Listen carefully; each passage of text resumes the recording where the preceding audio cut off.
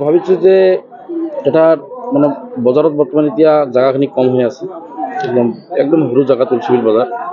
তাৰ কাৰণে ইয়াত আগতে এটা দং আছিল, বিল এতিয়াও আছে। এইটো মাটি কাটি কিনে মানে ডাঙৰ কৰি এনেকৈ এটা বজাৰ বনাই দিলোঁ আৰু ইয়াৰ ভাড়া বা ৰুম ভাড়া কেনেকুৱা কি চিষ্টেম হ'ব? বজাৰত থাকি কম হ'ব আৰু ইয়াত মাছ মাংস শাক পাচলি আদি যিকোনো বস্তু পাব ইয়াত। মানে এইটো আশা কৰি আমি বজাৰখিনি বনাইছোঁ। ভাড়াখিনি কম হ'ব, বজাৰত থাকি কম হ'ব। বৰ্তমানলৈকে চব এভেইলেবল আছে, এভেইলেবল সহায় মানে আমাক সহায় কৰে। বজাৰখিনি চবে আহে, আহি কিনে এইখানে ইয়াৰ পৰা মানে বজাৰখিনি কৰি লৈ যায়। তুলসীবিল বজাৰত যেহেতু তুলসীবিল বজাৰ আগৰে পৰা আছে, আপোনালোকে জানে। আজি তুলসীবিল বজাৰৰ লগত অংশীদাৰ হিচাপে নতুন এখন বজাৰ উদ্বোধন কৰিলোঁ। আৰু এইখন বজাৰ আমাৰ যিহেতু বজাৰৰ যি স্বত্বাধিকাৰী মোৰ লগতে আছে, আপোনালোকে জানে আখতাৰুজ্জামান উৰ্ফে ৰিজা, আৰু এখেতৰ সৰু ভাইটি আছৰাফুজ্জামান উৰ্ফে ৰিবুল।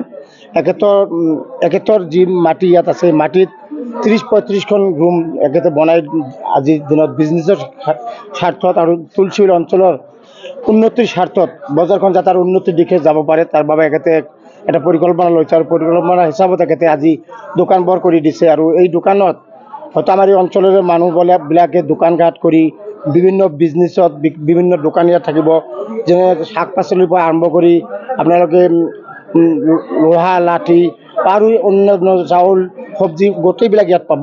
আৰু তাৰ বাবে হয়তো তুলসীবিল অঞ্চলত আমি যি ৰাইজ আছোঁ এখেতক ধন্যবাদ জ্ঞাপন কৰিছোঁ। আৰু তুলসীবিল বজাৰৰ লগত যিহেতু অংশীদাৰ হিচাপে, আৰু মই অনুৰোধ জনাম যাতে এই বজাৰত মানে যি মূল্যত বজাৰত বস্তু বিক্ৰী হয়, যাতে তাতকৈ অলপ সকাহ দিয়ে, যাতে তুলসীবিল অঞ্চলৰ ৰাইজে এই বজাৰটো বেছিকৈ আপন কৰি ল'ব পাৰে। ধন্যবাদ। যিহেতু ইয়াতে বহুত কেইটা ৰুম দেখিবলৈ পোৱা গৈছে, ইয়াৰ ভাড়া হিচাপত কেনেকৈ কি বজাৰত যি ভাড়া আছে তাতকৈ অলপ কম দিছে। মই যিমানখিনি সত্তাধিকাৰৰ পৰা মই গম পাইছোঁ, যদি বজাৰত 800 টকা ভাড়া আছে, ইয়াত ভাড়া ভাবিছোঁ যে এটা মানে বজাৰত বৰ্তমান এতিয়া জেগাখিনি কম হৈ আছে, একদম সৰু জেগা তুলসীবিল বজাৰ।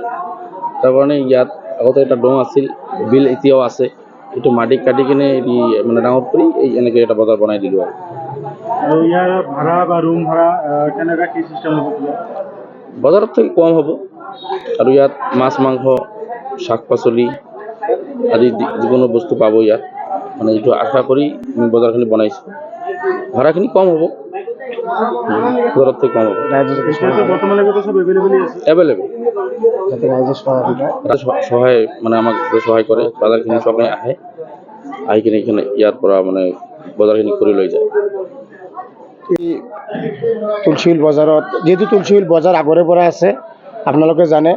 আজি তুলসীবিল বজাৰৰ লগত অংশীদাৰ হিচাপে নতুন এখন বজাৰ উদ্বোধন কৰিলোঁ। আৰু এইখন বজাৰ আমাৰ যিহেতু বজাৰৰ যি স্বত্বাধিকাৰী মোৰ লগতে আছে, আপোনালোকে জানে আখতাৰুজ্জামান উৰ্ফে ৰিজা, আৰু এখেতৰ সৰু ভাইটি আছৰাফুজ্জামান উৰ্ফে ৰিবুল। এখেতৰ যি মাটি ইয়াত আছে, মাটিত 30-35খন ৰুম এখেতে বনাই আজিৰ দিনত বিজনেছৰ স্বাৰ্থত আৰু তুলসীবিল অঞ্চলৰ উন্নতিৰ স্বাৰ্থত বজাৰখন যাতে আৰু উন্নতিৰ দিশে যাব পাৰে, তাৰ বাবে এখেতে এটা পৰিকল্পনা লৈছে। আৰু পৰিকল্পনা হিচাপত এখেতে আজি দোকানবোৰ কৰি দিছে। আৰু এই দোকানত হয়তো আমাৰ এই অঞ্চলৰে মানুহবিলাকে দোকান ঘাট কৰি বিভিন্ন বিজনেছত বিভিন্ন দোকানীয়া থাকিব, যেনে শাক পাচলিৰ পৰা আৰম্ভ কৰি আপোনালোকে লোহা লাঠি আৰু অন্যান্য চাউল চব্জি গোটেইবিলাক ইয়াত পাব। আৰু তাৰ বাবে হয়তো তুলসীবিল অঞ্চলত আমি যি ৰাইজ আছোঁ এখেতক ধন্যবাদ জ্ঞাপন কৰিছোঁ। আৰু তুলসীবিল বজাৰৰ লগত যিহেতু অংশীদাৰ হিচাপে, আৰু মই অনুৰোধ জনাম যাতে এই বজাৰত মানে যি মূল্যত বজাৰত বস্তু বিক্ৰী হয়, যাতে তাতকৈ অলপ সকাহ দিয়ে, যাতে তুলসীবিল অঞ্চলৰ ৰাইজে এই বজাৰটো বেছিকৈ আপন কৰি ল'ব পাৰে।